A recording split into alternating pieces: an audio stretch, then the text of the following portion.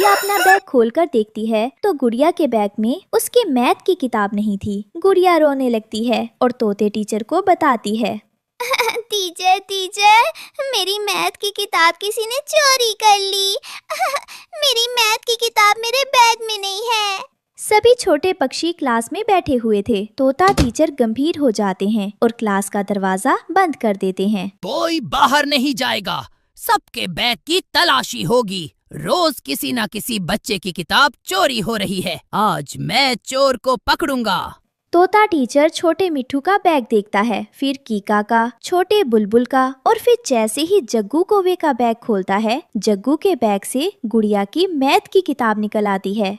मुझे तो नहीं पता गुड़िया की किताब मेरे बैग में कैसे आई। चोर, तुम चोरियां करते हो या स्कूल में पढ़ने आते हो? मैं आज ही तुम्हारे मम्मा पापा को बताऊंगा।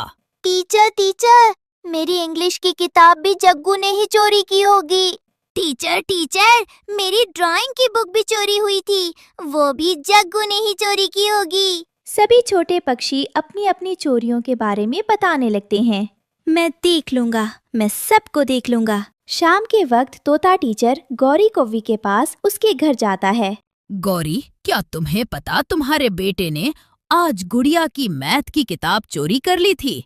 बड़ी चोंच वाले तोते, तू टीचर है, थानेदार ना बन। तेरे पास क्या सबूत है कि मेरे बेटे ने गुड़िया की किताब चोरी की थी? मैंने खुद तुम्हारे बेटे के बैग से गुड़िया की किताब निकाली थी। वो किताब गुड़िया ने खुद मेरे बेटे के बैग में डाली होगी। जग्गू जग्गू बेटा, जरा बाहर आकर इस बड़ी चोंच वाले को सारी बात बता। जग्गू घर से बाहर आता है। मम्मा मैं पानी पीने गया हुआ था कि गुड़िया ने अपने बैग से मैथ की किताब निकालकर मेरे बैग में डाल दी। झूठ! तुम्हारा बेटा झूठ बोल रहा है। बाकी बच्चों की भी किताबें चोरी हुई हैं। तुम्हारा जग्गू ही दूसरे बच्चों की किताबें चोरी करता है। बस बस, बहुत हो गया तोते के बच्चे। अगर ज्यादा टंटे की तो जान से मार दूंगी। चल भाग यहाँ से, आया बड़ा मेरे बेटे की शिकायत लेकर। तोता टीचर वहाँ से चला जाता है। गौरी कौवी जब भी उसका बेटा कोई बुरा काम करता तो उसे समझाने की बजाय उसकी तारीफ करती और उसे बुरे कामों से कभी भी मना ना करती। मम्मा मैंने अपनी साइकिल पर घंटी लगवानी है। मम्मा मुझे पैसे दे दो, मैं चाचा छम छम से अपनी साइकिल पर घंटी लगवा लेता हूँ। अच्छा ठीक है, आप कई दिनों से जिद कर रहे हो, ये लो पैसे और चाचा छम छम के पास जाकर अपनी साइकिल पर घंटी लगवा लो। कुकू अपनी मम्मा से पैसे लेता है और अपनी साइकिल लेकर चाचा छम छम की दुकान पर चला जाता है। कुकू नई घंटी लगवाता है और घंटी बजाता हुआ अपने घर की तरफ वापस मुड़ता है। जग्गू कौवा कुकू की साइकिल की घंटी की आवाज सुन रहा था। ये घंटी कल मैं चुरा लूंगा, ये घंटी मुझे बहुत अच्छी लगी है। कल स्कूल में ब्रेक टाइम में ये घंटी चुरा लूंगा। दूसरे दिन गुड़िया और कुकू दोनों बहन भाई अपनी साइकिल पर बैठकर स्कूल जाते हैं। कुकू अपनी साइकिल की घंटी बजाता हुआ स्कूल पहुंच जाता है और साइकिल को साइकिल स्टैंड पर खड़ी करके चला जाता है। ब्रेक के वक्त जग्गू कौवा कुकू की साइकिल के पास आता है और चुपके से साइकिल से घंटी उतार लेता है। गुड़िया बहन देखे, किसी ने मेरी साइकिल की घंटी चोरी कर ली है। ये काम जरूर जग्गू कौवे ने ही किया होगा। लेकिन कुकू भाई, कोई हमारी बात नहीं मानेगा, इसलिए अब किसी को बताने का कोई फायदा नहीं। दोनों बहन भाई चुपचाप अपनी साइकिल पर बैठते हैं और अपने घर चले जाते हैं। रास्ते में जाते हुए कुकू को अपनी घंटी की आवाज सुनाई देती है। गुड़िया बहन, कुछ सुना? कोई मेरी चोरी की हुई घंटी बजा रहा है। हाँ, मैं सुन रही हूँ, चलो हम जाकर देखते हैं। दोनों बहन भाई अपनी साइकिल खड़ी करते हैं और झाड़ियों के पीछे जाकर देखते हैं। जग्गू कौवे के पास उनकी घंटी थी और वो उसे बजा रहा था। जग्गू, तुमने मेरी साइकिल की घंटी क्यों उतारी? लाओ, मुझे मेरी घंटी वापस कर दो। नहीं दूंगा, ये मुझे अच्छी लगती है। चलो भाग जाओ यहाँ से। जग्गू, हम तुम्हारी मम्मा को बताएंगे। अभी जाकर बताओ और मेरी मम्मा से एक डांट खाओ। कुकू और गुड़िया जग्गू की मम्मा के पास जाते हैं और उसे सारी बात बताते हैं।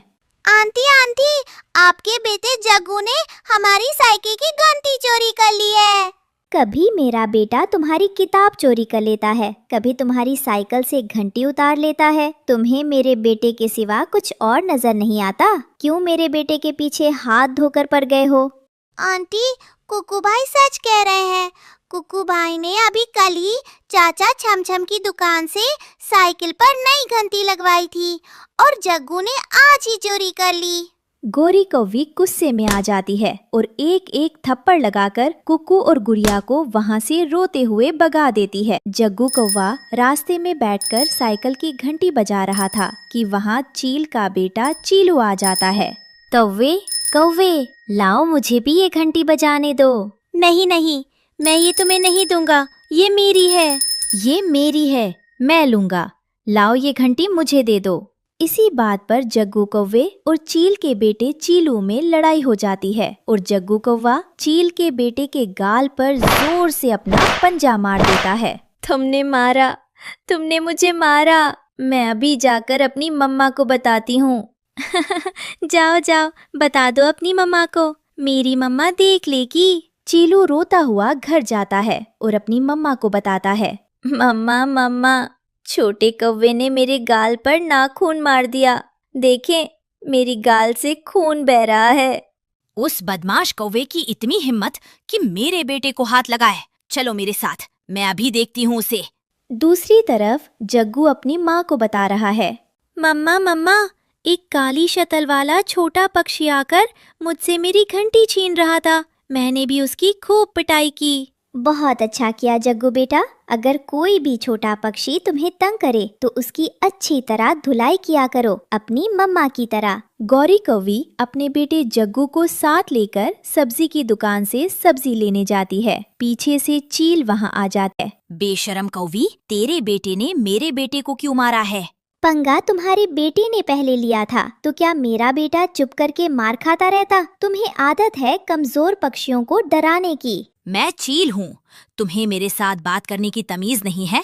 तू चील है तो मुझे भी गौरी कहते हैं। लगा मेरे बेटे को हाथ, मैं तुम्हारे पंख तोड़ दूंगी। चील को भयानक गुस्सा आ जाता है और चील गौरी कौवी को दबोच लेती है। चील गौरी कौवी को बेरहमी से मारने लगती है। गौरी कौवी भी लड़ाई करने की पूरी कोशिश करती है, लेकिन चील के पंजे बहुत बड़े और मजबूत थे। वो गौरी कौवी को जमीन पर लिटाकर उसके ऊपर बैठ जाती है और अपनी तेज चोंच से मार मार कर उसे घायल कर देती है। जग्गू डर के मारे एक कोने में दुबक जाता है। तभी रानो चिड़िया वहाँ आ जाती है। चील बहन, छोड़ दे इसे, और मारा तो ये मर जाएगी। रानो चिड़िया के बीच बचाव करने पर चील गौरी कौवी को छोड़ देती है। मम्मा देखिए, चील का बेटा मुझे घूर रहा है। चुप कर जग्गू बेटा, क्या और पिटवाएगा मुझे? ये चिड़िया नहीं, चील है। चील, मुझे माफ कर दो। आज के बाद मेरा बेटा कोई शरारत नहीं करेगा। चिड़िया, आज मैंने इस कौवी को तुम्हारे कहने पर छोड़ दिया और इसे समझा देना, अगर दोबारा मेरे बेटे से पंगा लिया तो दोनों माँ बेटा जान से जाएंगे। चील और चील का बेटा वहाँ से उड़ जाते हैं। गौरी बहन, आप अपने बेटे को समझाएं। आज ये छोटा है, कल बड़ा भी होगा। अगर ऐसे ही आप इसके बुरे कामों के लिए दूसरे पक्षियों से लड़ाई करती रहीं तो कल को कुछ भी अनहोनी हो सकती है। रानो चिड़िया की बात सुनकर गौरी कौवी बेहद शर्मिंदा होती है और सिर झुकाकर अपने बेटे को साथ लेकर वहाँ से चली जाती है। प्यारे दोस्तों, इस कहानी को लाइक, अपने दोस्तों के साथ शेयर और चैनल को सब्सक्राइब करना बिल्कुल मत भूलना। ऐसी ही और कहानियाँ सुन। आपका धन्यवाद। रानो चिड़िया की ऐसी ही और कहानियाँ सुनने के लिए YouTube सर्च बार में लिखें रानो चिड़िया की कहानी।